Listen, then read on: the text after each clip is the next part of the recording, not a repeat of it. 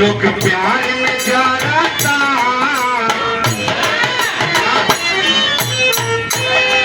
लोग प्यार में जा रहा था, बदनाम सलाई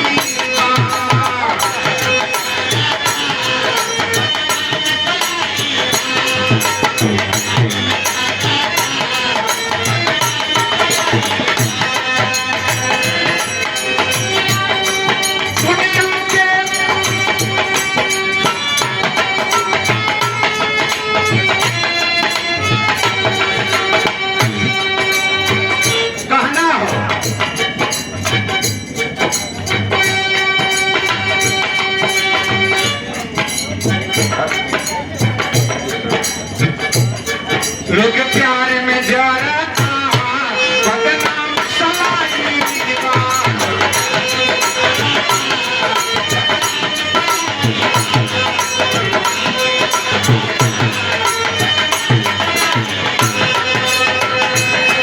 मतलब के दुनिया में ये है सच्चाई।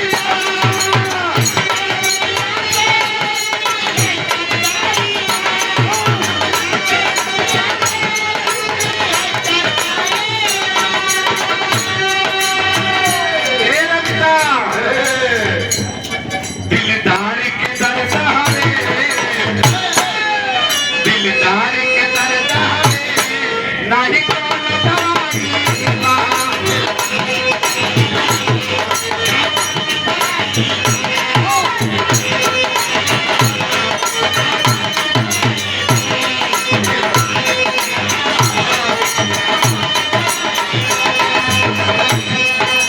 दिलदार के दर्द है नहीं कौनो दवाई।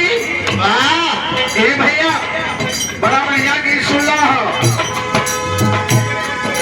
रतिया फूकी दिहलो हो अठवा करे मिला ले। एक के बात बताओ तो कोनो लड़की रहल और लड़कवा से कहलस कि हाथ तो हाथ प्रेम पक्का हो।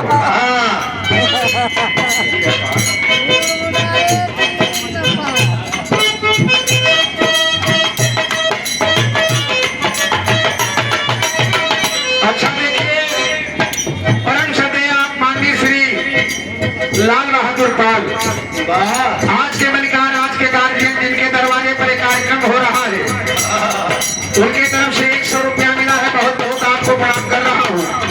हमारे बीच तमाम हस्तियां बैठी हैं जिन्हें चेहरा से जानता हूँ लेकिन नाम से वाकिफ नहीं, वो सबको प्रणाम कर रहा हूँ।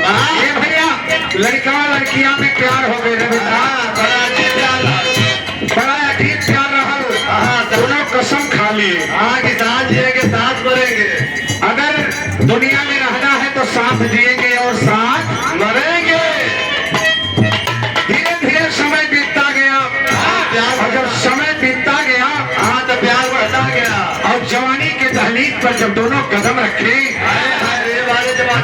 तो भैया हो तो शादी ब्याह का बात चलने लगा। घर वाले